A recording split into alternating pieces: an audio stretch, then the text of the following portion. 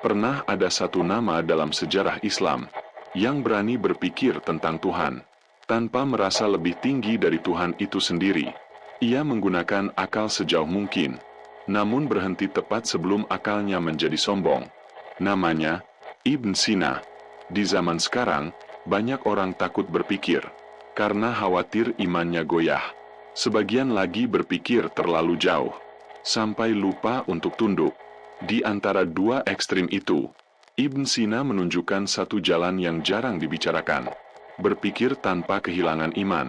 Video ini bukan untuk membuatmu merasa paling pintar. Bukan juga untuk mengajakmu meragukan keyakinan. Justru sebaliknya, ini adalah undangan untuk berpikir dengan adab, merenung dengan rendah hati, dan beriman dengan kesadaran.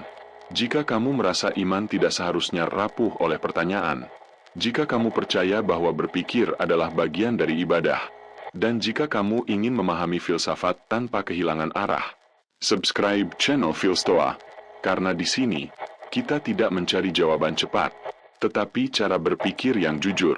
Dan sekarang, mari kita mulai dari satu hal paling mendasar: bagaimana Ibn Sina berani menggunakan akal tanpa pernah merasa lebih tinggi dari wahyu. Bagian 1. Ibn Sina dan keberanian menggunakan akal. Banyak orang mengira bahwa berpikir tentang Tuhan adalah wilayah yang berbahaya, seolah-olah iman hanya aman jika akal dijaga tetap diam. Padahal, dalam tradisi Islam, justru sebaliknya. Akal adalah salah satu pintu pertama menuju kesadaran akan Tuhan. Ibn Sina memahami hal ini sejak muda. Ia hidup di masa di mana ilmu pengetahuan, kedokteran, matematika, dan filsafat berkembang pesat.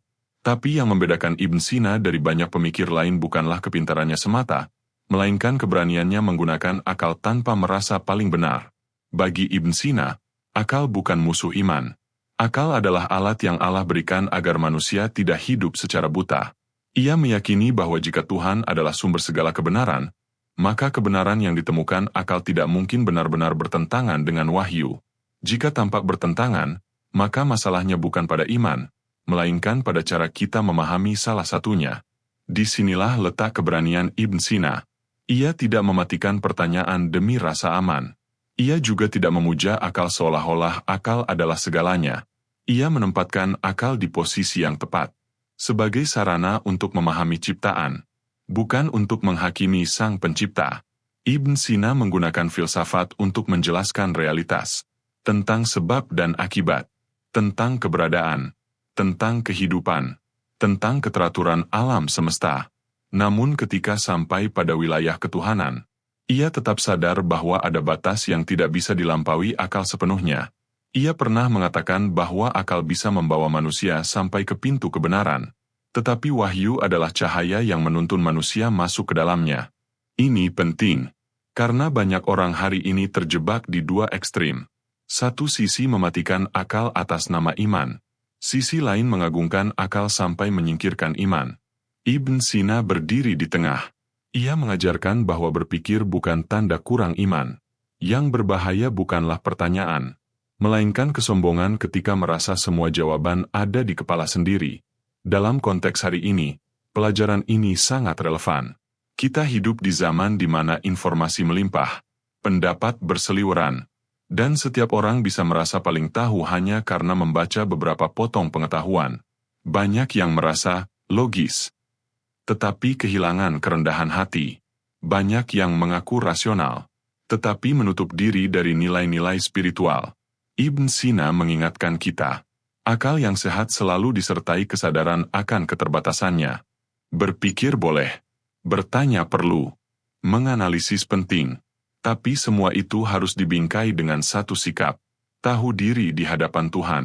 Karena ketika akal digunakan dengan adab, ia tidak akan menjauhkan kita dari iman. Justru ia membuat iman menjadi lebih matang. Bukan iman yang rapuh karena takut diuji, tetapi iman yang tenang karena tahu kemana ia berpijak. Dan dari sinilah perjalanan pemikiran Ibn Sina dimulai. Dari keberanian untuk berpikir, tanpa kehilangan rasa tunduk. Bagian 2. Tuhan sebagai wajib ada, bukan sekadar dugaan. Ketika Ibn Sina berbicara tentang Tuhan, ia tidak memulainya dari perdebatan. Ia memulainya dari satu pertanyaan sederhana. Kenapa sesuatu itu ada, dan bukan tidak ada? Pertanyaan ini kelihatannya ringan, tapi sebenarnya sangat dalam. Karena jika kita jujur, hampir semua hal di dunia ini bisa saja tidak ada. Kita ada karena ada orang tua. Orang tua ada karena ada orang tua sebelumnya. Pohon ada karena biji, air, tanah, dan cahaya. Bangunan ada karena ada yang membangun. Semua ini disebut Ibn Sina sebagai yang mungkin ada. Ada karena sebab, dan bisa saja tidak ada. Lalu Ibn Sina bertanya lebih jauh. Jika segala sesuatu bergantung pada sebab, apakah mungkin seluruh keberadaan ini berdiri tanpa fondasi? Dari sinilah ia sampai pada konsep yang sangat terkenal. Wajib al-wujud, yang wajib ada. Bagi Ibn Sina, Tuhan bukan sekadar sesuatu yang diyakini. Tuhan adalah keharusan logis. Ia bukan Tuhan karena dipercaya manusia. Ia dipercaya manusia karena tanpanya, keberadaan tidak masuk akal. Wajib al-wujud adalah keberadaan yang tidak bergantung pada apapun, tidak membutuhkan sebab, tidak mungkin tidak ada. Jika keberadaan semesta ini diibaratkan bangunan, maka Tuhan adalah fondasinya, bukan salah satu batu di dalamnya. Di titik ini, filsafat Ibn Sina tidak sedang menggantikan iman. Ia justru memperkuat satu hal, bahwa iman bukan lompatan buta, tetapi respons wajar dari akal yang jujur. Menariknya, konsep ini sejalan dengan tauhid Islam, bahwa Allah adalah Al-Qayyum, yang berdiri sendiri dan menopang segala sesuatu. Ibn Sina tidak mencoba membuktikan Tuhan untuk menantang wahyu. Ia ingin menunjukkan bahwa akal yang jujur akan sampai pada kebutuhan akan Tuhan. Dan setelah sampai di sana, akal harus berhenti bersikap sombong. Karena meskipun akal bisa sampai pada kesimpulan bahwa Tuhan itu ada, akal tidak pernah bisa sepenuhnya memahami hakikatnya. Inilah keseimbangan yang dijaga Ibn Sina. Akal digunakan sejauh kemampuannya, lalu diserahkan dengan rendah hati kepada wahyu. Di zaman sekarang, banyak orang terjebak di dua sikap ekstrim. Satu pihak berkata, Tuhan tidak perlu dibahas, cukup dirasakan. Pihak lain berkata, Tuhan harus dibuktikan sepenuhnya secara rasional. Ibn Sina mengingatkan, Tuhan bukan objek eksperimen, tapi Tuhan juga bukan konsep yang anti pikir. Ia adalah yang wajib ada, yang keberadaannya justru membuat dunia ini bisa dimengerti. Dan ketika seseorang memahami ini, iman tidak lagi berdiri di atas rasa takut kehilangan keyakinan, tetapi di atas kesadaran bahwa keberadaan itu sendiri menunjuk pada Tuhan. Disinilah iman dan akal bertemu, bukan untuk saling menaklukkan, tetapi untuk saling menenangkan. Bagian 3. Jiwa manusia dan kesadaran akan diri. Bagi Ibn Sina, membahas Tuhan saja tidak cukup, karena manusia tidak hanya bertanya tentang asal-usul alam, tetapi juga tentang dirinya sendiri. Siapa aku? Kenapa aku merasa ada? Dan apa yang membuatku benar-benar hidup? Disinilah Ibn Sina mengembangkan pemikirannya tentang jiwa. Salah satu gagasan paling terkenal dari Ibn Sina adalah eksperimen pikiran yang disebut manusia terbang. Bayangkan seseorang diciptakan dalam keadaan melayang di udara. Matanya tertutup. Ia tidak menyentuh apapun. Ia tidak melihat, mendengar, atau merasakan tubuhnya. Dalam kondisi seperti itu, Ibn Sina bertanya, apakah orang itu tetap sadar bahwa ia ada? Jawabannya, iya. Meskipun tanpa indera, tanpa pengalaman fisik, kesadaran tentang aku tetap ada. Dari sini Ibn Sina menarik kesimpulan penting. Jiwa manusia bukan sekadar tubuh. Kesadaran diri tidak sepenuhnya bergantung pada materi. Ini bukan sekadar teori filsafat. Ini punya dampak besar pada cara kita memahami hidup. Karena jika manusia hanya tubuh, maka nilai hidup hanya ditentukan oleh apa yang terlihat. Harta, jabatan, penampilan, dan pencapaian. Tapi jika manusia memiliki jiwa yang sadar akan dirinya, maka hidup punya kedalaman lain. Ada makna, tanggung jawab, dan tujuan. Ibn Sina melihat jiwa sebagai sesuatu yang bisa berkembang. Ia bisa naik menuju kesadaran yang lebih tinggi, atau tenggelam dalam dorongan rendah jika dibiarkan. Disinilah filsafat bertemu dengan etika dan spiritualitas. Bagi Ibn Sina, mengenal diri bukan sekadar soal kepribadian. Ini adalah langkah awal menuju pengenalan Tuhan, karena jiwa yang jujur pada dirinya sendiri akan menyadari bahwa ia terbatas, rapuh, dan membutuhkan sesuatu yang lebih tinggi darinya.